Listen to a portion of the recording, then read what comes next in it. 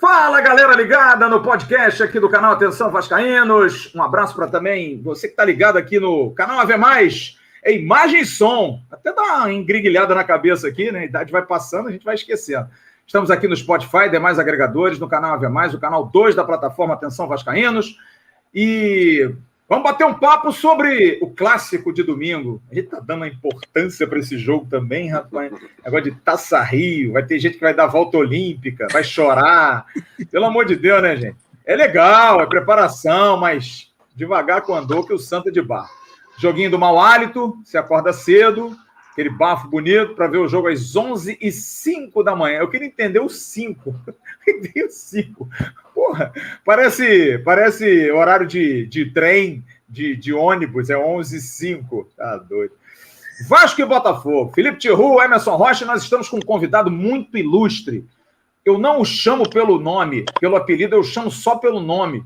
Sou dos poucos. Eu liguei para ele para convidar, galera. Falei assim, Wellington Feitosa Queiroz.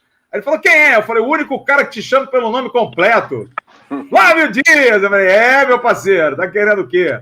Nome desses não, nomes são palavrão, né? Granditinho, que foi jogador de destaque do Vasco no início dos anos 90, daquela geração muito boa do Vasco, com Valdir, com Pimentel, aqueles traíra tudo que jogavam no Vasco, bando de traíra.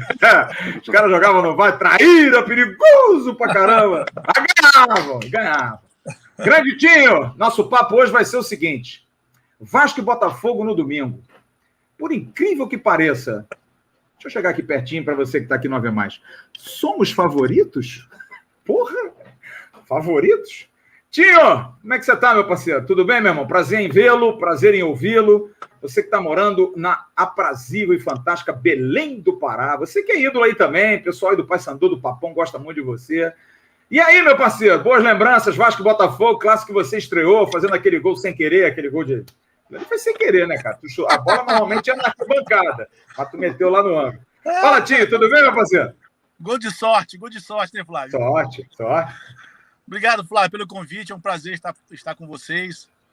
Prazer, Emerson, prazer, Felipe. Obrigado aí por esse convite. Eu sempre costumo falar que falar de Vasco da Gama é muito bom, né? Eu gosto de falar de Vasco da Gama. Vasco da Gama é minha casa, minha segunda casa. Morei ali embaixo das arquibancadas de São Januário durante 2 anos. Então, todo mundo sabe do carinho que eu tenho pelo Vasco da Gama. E ainda mais semana de Vasco e Botafogo, para mim ainda é mais especial ainda, né? Eu acho que tem tudo a ver com a minha carreira, com o meu início de carreira dentro do Vasco da Gama. Né? A gente, naquela época, a gente saía dos juniores, né? Cheio de sonhos, cheio de coisas na cabeça em relação ao profissionalismo, em relação a chegar e vestir a camisa do Vasco da Gama. E para mim foi algo muito especial, né? Porque eu saí dos juniores, campeão da São Paulo, aquele zagueiro que fazia muitos gols.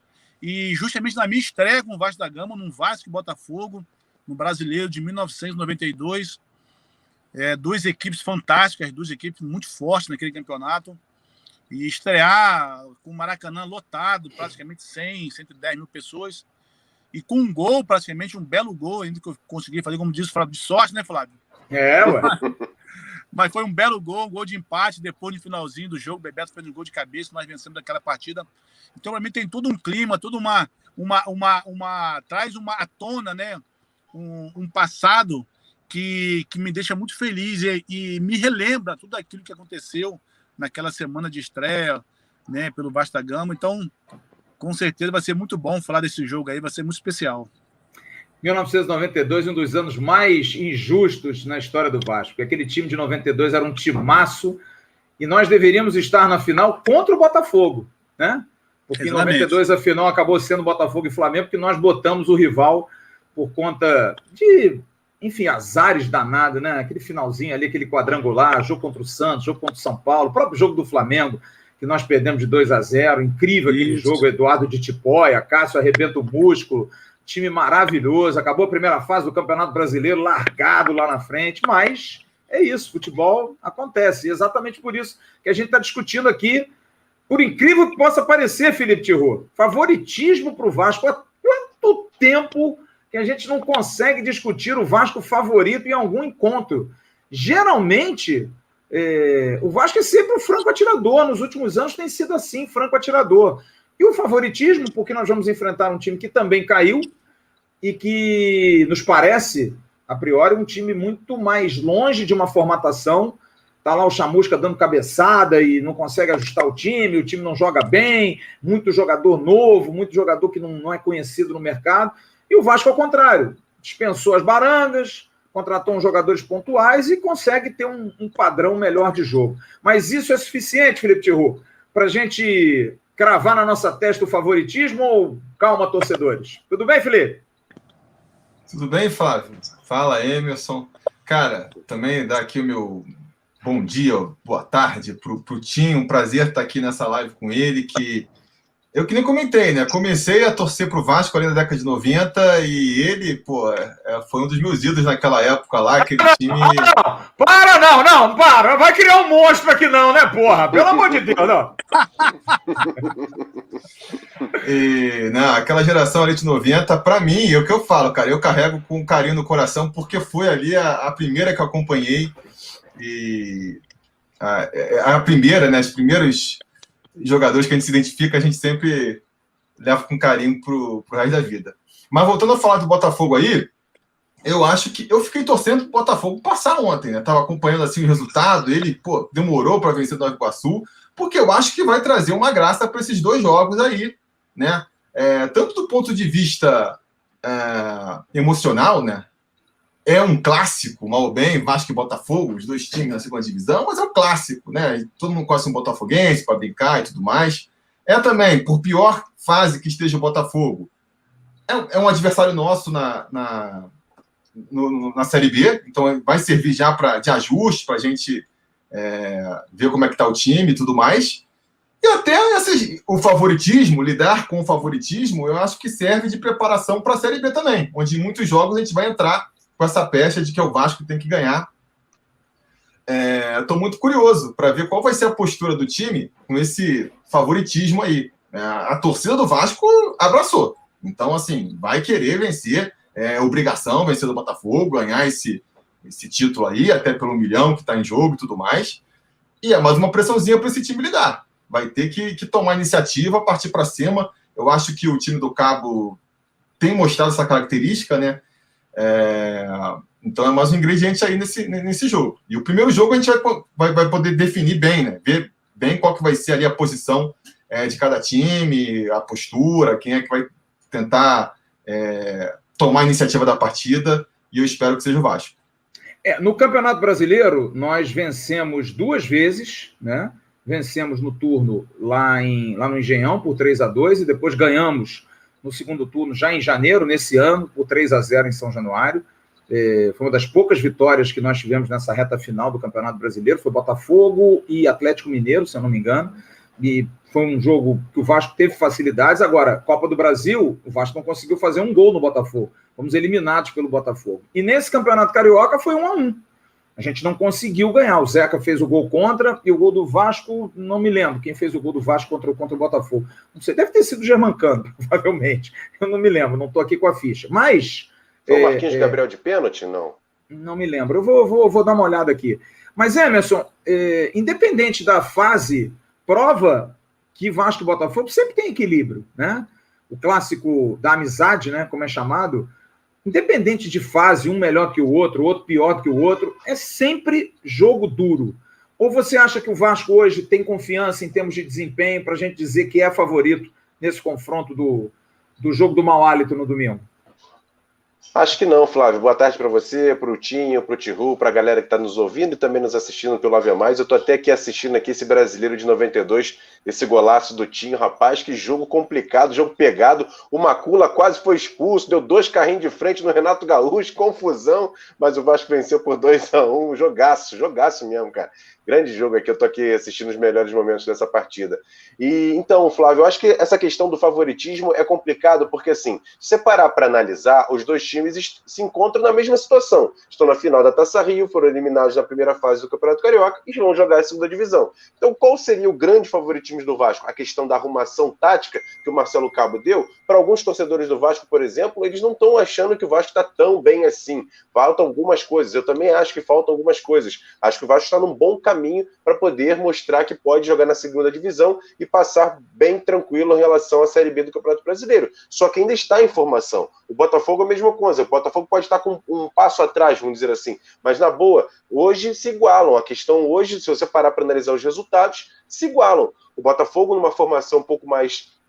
O Botafogo preferiu fazer contratações de jogadores, por exemplo, que foram, vamos dizer assim, potenciais na Série B do ano passado. Já o Vasco não. O Vasco apostou em jogadores que já tinham jogado em times grandes, já tinham passado por outros clubes, já tinham mostrado que sabiam ser bons jogadores. Caso de Marquinhos Gabriel, Zeca, Vanderlei. Você parar para analisar, são jogadores de Série A. E aí o Vasco aposta nesses jogadores para passar mais fácil na Série B. O Botafogo não. O Botafogo foi buscar jogadores que atuaram bem na Série B do ano passado. Então são perfis diferentes. Hoje que o Vasco está um pouco melhor que o Botafogo, mas não acho que o Vasco seja tão favorito assim não para o jogo contra o Botafogo nas finais da Taça Rio, inclusive na Série B do Campeonato Brasileiro.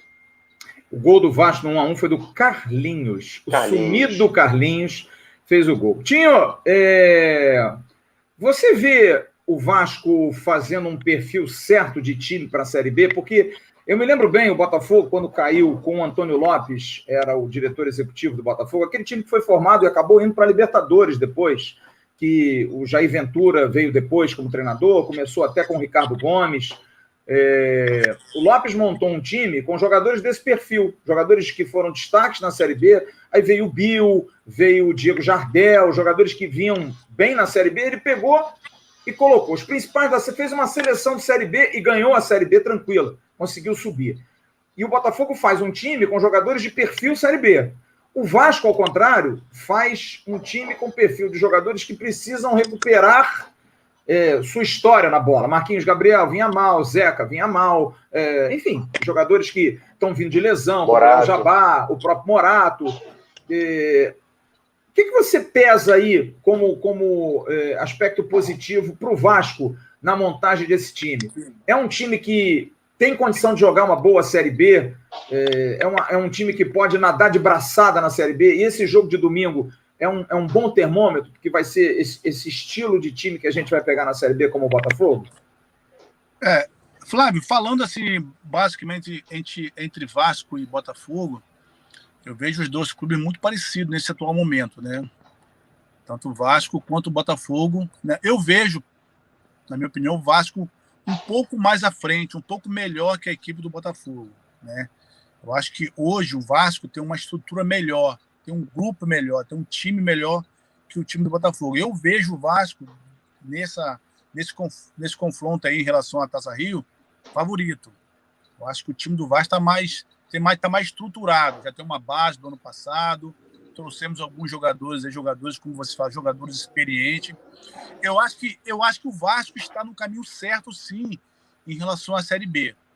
Eu acho que a Série B, eu tive a oportunidade na minha carreira de jogar apenas uma Série B pelo Santa Cruz em 1999, e é um campeonato difícil. Eu vou ser bem sincero para você, eu acho muito mais fácil permanecer na Série A do que subir da B para A. A minha opinião, pelo que eu vi de Série A, isso na minha época, e acho que isso vale para os dias atuais. A Série B é um prato mais difícil, todo mundo quer subir, todo mundo tem aquela ânsia de colocar o time na primeira divisão. Então o Vasco, na minha opinião, está no caminho certo. O Vasco manteve uma base do ano passado, né, que o Vasco tem uma estrutura, trouxe outros jogadores, né, que mesmo não estando bem recentemente, mas são jogadores que têm qualidade, são jogadores que podem acrescentar, que podem somar com o grupo que já estava do ano passado, desse próprio Carioca, e aí sim, montar uma estrutura base, poder, dentro dessa situação, começar a usar mais alguns jogadores formados pelo Vasco da Gama, na base do clube. Eu acho que esse é o momento ideal, né? Você poder mesclar a experiência de um Castan, né? De um Vanderlei, de um Zeca, de um Marquinhos Gabriel, de um Cano, né? o próprio Morato, que acabou de chegar, e também mesclar com jogadores formados pelo Vasco da Gama. É isso, o Vasco vai manter uma base forte, manter uma equipe competitiva, porque a Série B desse ano promete, e vai ser uma das séries B mais difíceis dos últimos anos. Então, assim, eu como vascaíno que sou, torço para que essa conjunção de vários jogadores dê liga e o Vasco consiga, no final da Série B, colocar o Vasco na primeira divisão, que é o lugar que ele tem que estar sempre. Olha, eu vou adicionar uma voz feminina, que é das melhores, conhece muito, a querida Mari Barata, está conosco, também vai falar de Vasco Botafogo. É meio corneta, né? Mas tudo bem, vai falar de Vasco Botafogo. Marizinha, e esse jogo aí, esse jogo de domingo, cara, eu quero ver vocês acordando domingo. Dá uma acordada às 9 horas da manhã, né? Dá aquela escovada no dente, aquele soninho, aquele bodezinho, toma aquele cafezinho. Aí 10h15 tem que estar aqui bonitinho para falar de Vasco Botafogo. Tu vai acordar cedo domingo, hein? Se vira, hein, mulher? Tudo bem, Mário? Tudo bem. Eita, gente. Tudo bem, Flávio, Tihu, Tinho, Emerson, todo mundo que estiver ouvindo esse podcast ou assistindo a esse vídeo no AV+. Boa tarde. Isso aí, esse horário é muito ruim. Muito ruim. Eu sei que acontece, né? Jogo 11 horas acontece, mas não dá. Você não põe uma final 11 da manhã. Assim, eu vou ter que acordar, infelizmente. Vou precisar acordar mais cedo. E ainda caiu, assim, com a graça de deuses do Campeonato Carioca, caiu no domingo o primeiro jogo, ao invés de ser sábado, 4 horas da tarde, que nem é o segundo, por exemplo. O segundo é às 3, né? Nem às 4. 11h05, né? Tem esse detalhe do Pois é, 11h05 de um domingo, na semana do meu aniversário. Não, mas deixa eu fazer uma perguntinha aqui. Vocês são engraçados pra burro. A final da Copa do Mundo de 94 foi que horas? Fala pra mim. Eu não era nascida. Meio-dia. A final da Copa do Mundo de 2002 no Japão e na Coreia foi que horas? 10h30 da manhã. 8 horas da manhã. É a Copa do Mundo, né? Não é o Campeonato Carioca. Não é nem Campeonato Carioca. É a Taça Rio do Campeonato Carioca. O Vasco tá jogando? O Vasco tá jogando? É negócio de final de Copa do Mundo. A final do Mundial do Japão em 98 foi 9 horas da manhã. 7 horas da manhã. Porra, vocês reclamam muito. Esse problema de você já acordar aí, desde que minhas filhas nasceram, que eu não tenho mais. É isso 11 aí, horas da manhã é meio da tarde pra mim. 11 horas já tá no meio da tarde pra mim. Pô, tio Ru foi Ibirapuera, dá aquela corrida de 10 quilômetros, chega em... Não, tio Ru? Com certeza, com certeza. Eu, por exemplo, vou acordar às 7, vou dar aquela corrida na beira da praia, entendeu? Depois vou fazer aquele café esperto, só com coisa saudável, para estar pronto para as 10 horas da manhã, cara. Porra, não tenha dúvida. Ô, Tinho, aliás, deixa eu te perguntar como jogador, muda muito para o jogador a partir das 11 horas da manhã, questão fisiológica, isso pode ter influência no jogo, não está muito calor no Rio, não, tá um tempinho até agradável, mas muda muito? Muda, Flávio, muda bastante. Eu acho que muda muda tudo praticamente, porque o teu horário de acordar tem que mudar, o teu café da manhã tem que mudar de horário. Enfim, eu fico... Tem que imaginar uma massa de manhã, né? Tem que comer um macarrão de manhã, não é isso? Exatamente. Tem essa história de comer uma coisa diferente, porque você vai jogar. Você muda o teu café, a estrutura do teu café. Ô, Flávio, eu fico imaginando um jogo 11 horas da manhã aqui em Belém do Pará. Não tem condições. Com essa umidade aqui em Belém do Pará, não teria condições nenhuma. Ou então às 5 da tarde. Continua caindo a chuva das 5 aí, não? Todos os dias. Todo dia. Todo dia. Então, assim, aquela chuvinha. Mas, enfim, é um horário meio estranho, né? Mas, infelizmente, enfim, a federação marcou e também acho que tem um outro jogo mais tarde, né, que vai acontecer. Isso. Então a gente torce aí para que os jogadores do Vasco da Gama se adaptem bem a esse horário aí, horário de sono no dia anterior, para que consiga chegar aí às 11 horas e 5 minutos, né, e fazer um grande jogo e vencer. Ô Emerson, o Vasco não tem vantagem de empate, é bom a gente lembrar, apesar da melhor campanha, resultado igual, senão vai para pênalti. Só tem a vantagem de jogar o segundo em casa, que hoje em dia também não tem vantagem, não tem torcida, né? Então também não tem essa vantagem. O Vasco é favorito, Emerson? Na lata. Responde aí, pô. Se você for para analisar em relação ao momento de cada clube, o Vasco é um pouco favorito, mas não é muita coisa não. Mas eu queria perguntar para o Tim, já que ele falou que em relação a essa questão de acordar cedo, de fazer uma outra atividade, até mesmo na questão alimentar dos jogadores, queria perguntar para ele a seguinte situação. O Vasco, então, seria necessário para que o Vasco utilize essa semana treinando praticamente no horário que seria o jogo, até para acostumar os jogadores? É importante o treinamento durante essa semana, nesse horário que vai ser os jogos, Tim? Com certeza, Emerson. Acho que, de alguma maneira, eu acho que a comissão técnica tem que pensar nessa possibilidade de usar alguns treinamentos durante a semana, treinando nesse horário, para que os jogadores não cheguem no domingo e estranhem um pouco aquele horário, entendeu? A gente até torce, até pelo momento do ano, né, prestação do ano, talvez não esteja tão quente no Rio de Janeiro. Mas, mesmo assim, o horário, o fato de ter que acordar mais cedo, tem que dormir no dia anterior também um pouco mais cedo. Enfim, isso muda tudo, muda a estrutura, entendeu? Então, acho que é importante o Marcelo colocar alguns treinamentos nesse horário de 11 aí, para que os jogadores possam se adaptar um pouco mais rápido. Ô, Tihu, a gente tá muito otimista, sei lá, cara, eu fico assim com a pulga atrás da orelha, a gente fica falando de favoritismo, dá uma zica esse negócio, cara, sei lá. Agora, perder pro Botafogo é sinal de alerta para a abertura da Série B? A gente tem porque o Botafogo está preocupado com a Série B, muito. Os caras estão muito preocupados. Ontem, aliás, durante o final de semana, eu ouvi muita gente falando, pô, o Botafogo tá muito ainda sem time, pô, se não conseguir ganhar do Nova Iguaçu, o negócio vai ficar feio. E no Vasco, era só pela questão de confiança mesmo, não passar pelo Madureira. Mas, se o Botafogo é campeão da Taça Rio, quais são os prejuízos para o Vasco de uma derrota numa final de um campeonato que vale só R$1 milhão, mas não vale, assim, taça nem nada? Eu acho que tem uma pressão. O Vasco vai entrar pressionado já, justamente por conta desse favoritismo aí que a torcida está colocando no time, né? Eu também acho que é um favoritismo. Eu acho que existe favoritismo, mas é um favoritismo leve, né? E favoritismo ganha jogo. Favoritismo você tem que se comprovar dentro de campo, né? Pega aí, por exemplo, o jogo contra o Flamengo mesmo. O Flamengo era, pelas circunstâncias, pelo time que eles têm, pelo momento, era favorito. O Vasco foi lá e sapecou 3-1. Então, assim, o favoritismo do Vasco ele tem que ser comprovado dentro de campo.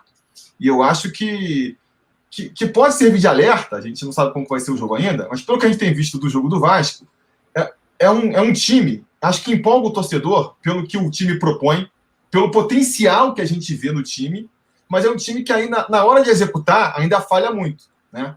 Pô, dominou o jogo contra o Madureira, 80% da posse de bola no primeiro tempo, mais chance de gol.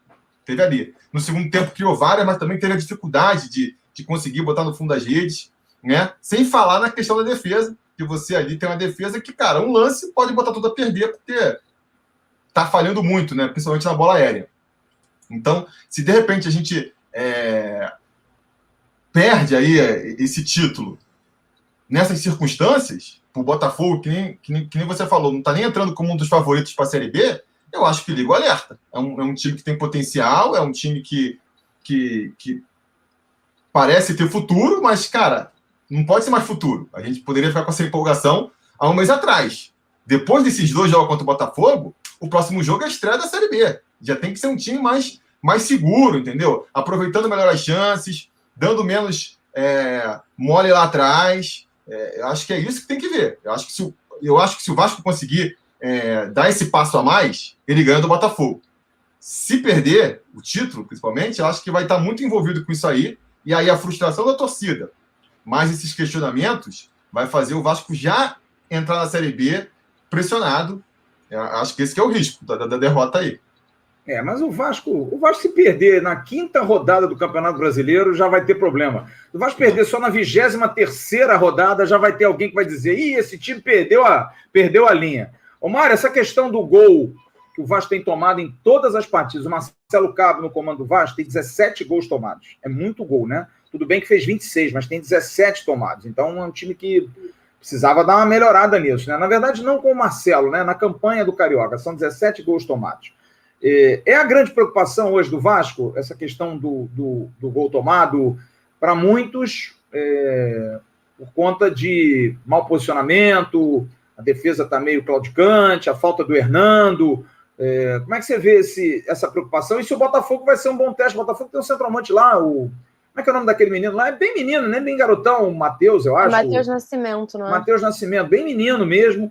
Pode atrapalhar um pouquinho? Vai ser um bom teste para a nossa defesa? Bom, eu acho que nos apoiando no fato de que o Vasco tem uma certa história aí com algumas tradições, e uma delas é tomar gol de meninos tipo Matheus Nascimento, que na época da Copa do Brasil ano passado, quando fomos eliminados, a época do Matheus Nascimento, na verdade, era o Matheus Babi, né, na época, e a gente tomou o gol dele, né, então assim, e o Matheus já vejo há um tempinho que joga muito bem, acho que é a cara do Vasco tomar um gol dele, mas é a cara do Vasco, na verdade, tomar gol independente de quem seja a pessoa fazendo o gol. Também no Botafogo a gente tem o Felipe Ferreira, né, que esteve no Vasco em 2019, então também tem esse fator, porque o Vasco para tomar gol de ex-jogador também parece que é o time que isso mais acontece, mas o Vasco realmente tem um problema na defesa, né, a gente fica fazendo brincadeira aí, tentando achar alguns argumentos, talvez para aliviar o fato de que o problema da defesa do Vasco realmente é um problemão, né? Porque é o que eu falei aqui no podcast, algum deles da semana passada e provavelmente do da semana retrasada também. Que não adianta a gente ficar fazendo gol todo jogo se a gente vai tomar gol todo jogo. Depois, no Campeonato Brasileiro, saldo de gol faz diferença, em todos os campeonatos praticamente faz, né? Na verdade. Aí tudo isso vai fazer diferença. Então, assim, o Vasco, eu acho que concordo com o Tihu, que é um jogo que já tem essa pressão, assim, e concordo com o Emerson que o favoritismo é muito pequeno, porque são dois times praticamente na mesma situação. Botafogo, coitado, esse aí tá quase já indo com Deus, mas o Vasco pode daqui a pouco estar indo com Deus também. Então, se a questão da defesa, para mim, é um problema muito grande, porque não dá pra gente pegar o problema na defesa é problema da zaga, o problema na defesa é problema das laterais, o problema da defesa é problema do goleiro. Não. A gente tem vários problemas em todos os setores de defesa, né? Então, eu vi, por exemplo, muita gente falando que ainda não sentiu a menor segurança com o Vanderlei. Não compartilho dessa opinião, mas também não me passa a maior segurança do mundo.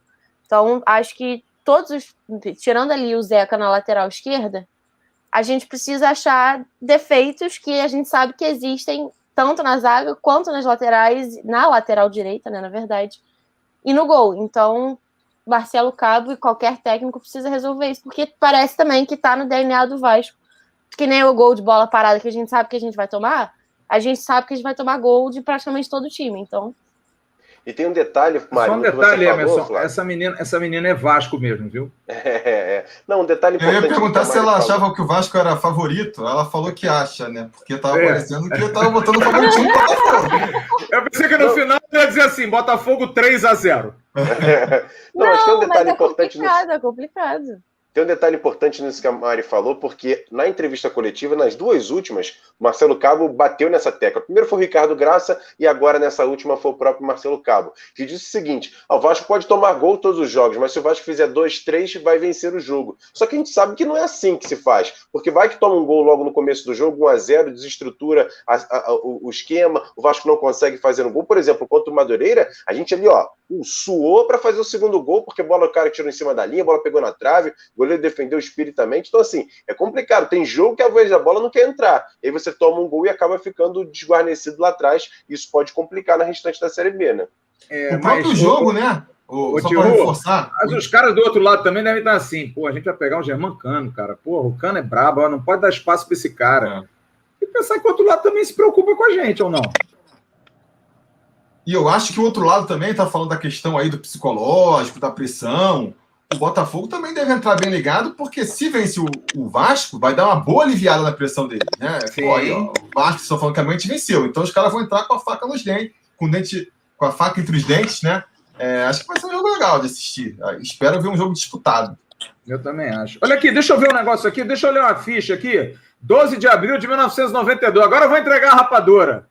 Eram quantas pessoas no Maracanã? 87.378. Engraçado, o Maracanã encolheu, né, cara?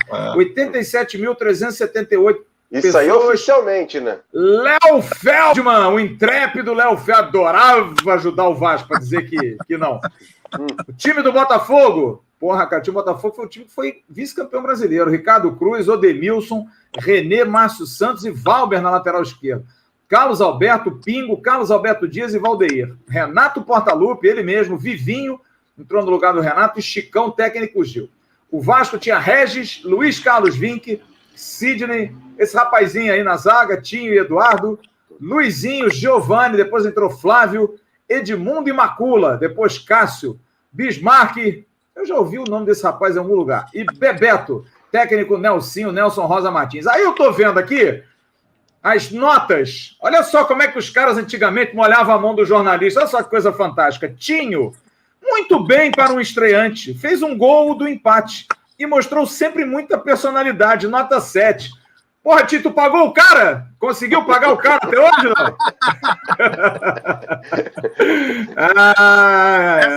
Fábio Dias, essas notas são históricas, né, cara? Essas notas a gente não esquece, né? Ô, Tim, tem uma história do Ian. O Ian um dia ligou pra mim, ele jogava no Fluminense, ele ligou, pô, Flávio, liga lá pro lance, cara, me ajuda no negócio. Eu falei, o que foi? Porra, eu tomei 0 e não entrei em campo. Porra, eu não joguei e tomei nota 0. Ian, jogou pouco, nota 0. Eu falei, porra, o cara não entrou em campo. Teve um jogo lá em Campos de Goitacazes, na minha cidade, que nós perdemos para o americano. E eu tinha raspado a cabeça na véspera do jogo, né? Raspado não, máquina 1, máquina 2. E perdemos o jogo, aí teve uma repórter que botou assim na notinha.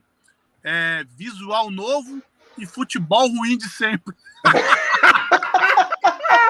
Cornetaça! Corneta do diabo! Olha aqui, ó. Eu quero placar. Pelo menos ela gostou do visual, Tim, pô. Filho de puta, placar para domingo. Vasco da Gama e Botafogo, jogo do mau hálito. Cara, eu tenho apostado sempre que o próximo jogo vai ser o jogo que o Vasco não sofre gol, né? E eu vou insistir. Uma hora eu vou acertar. 1-0, gol do Cano. Boa. Isso é novidade também. Mário Barata vai dar 3-0 Botafogo. Mário Barata, placar, por favor, para domingo. Não, eu vou dar 1-1, honestamente. É cara de 1-1, depois a gente vai desesperado. 1-1 ou 1-0. Eita, fel, a menina hoje tá azeda, como é aquele limão no almoço. Emerson Rocha, por favor, o seu placar para domingo. Para fazer valer a pena acordar de manhã. 3-2 Vasco. Boa. Wellington Feitosa Queiroz. Querido Tinho, quero que você dê seu placar e quero te agradecer demais. Muito obrigado pelo carinho. Saudade do amigo. Você é um dos caras mais legais que eu conheci no futebol. Aliás, aquela geração de 92, cara, povo que eu tenho amizade com todos até hoje, inesquecível. Grandes amigos, grandes parceiros desse time aqui. Todos amigos que a gente tem contato até hoje. Um grande beijo para ti, um beijo na família. Saudade sua. E quando vier ao Rio, acabou a pandemia, vem visitar aqui que o Bismarck agora está soltando dinheiro, cara. Ele está pagando almoço. Pode vir tranquilo, tá? Rapaz, isso aí é uma novidade daquela. Porra, né? Tô te falando. Por isso que chegou a pandemia. O Bismarck não chegou.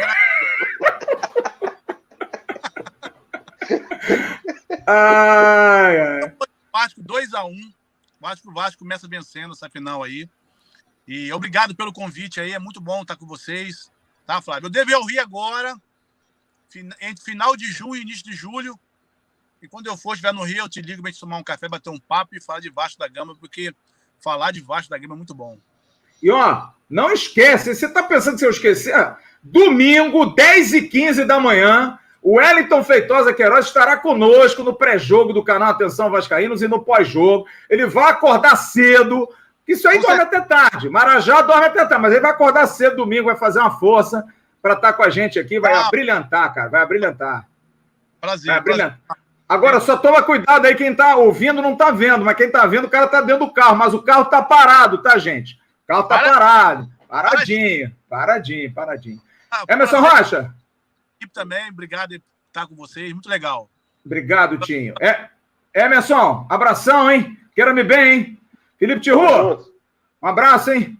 Mário Barata, tá muito azeda hoje, menina. Desazeda. Gente, aí hora eu tô amável demais com o time, hora eu tô azeda demais. Aí...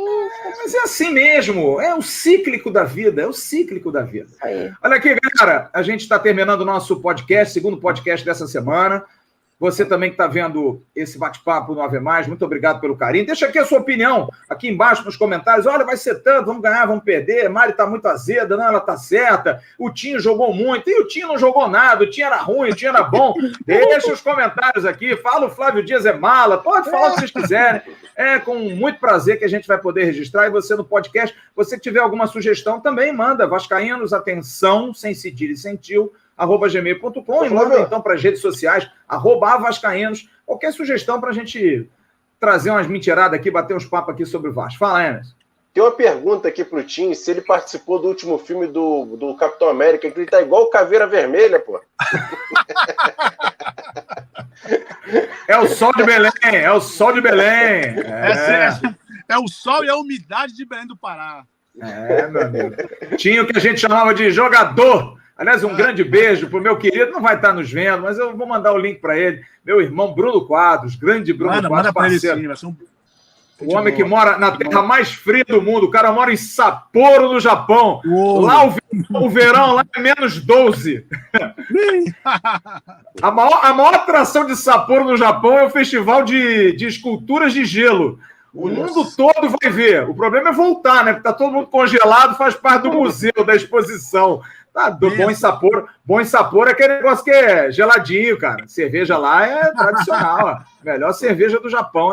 Aliás, uma das melhores do mundo. Chega de propaganda. Grande abraço para todos vocês. Fiquem com Deus. Valeu, obrigado. Boa semana para todo mundo. E domingo a gente está por aqui. Grande abraço. Tchau, turma. Tchau.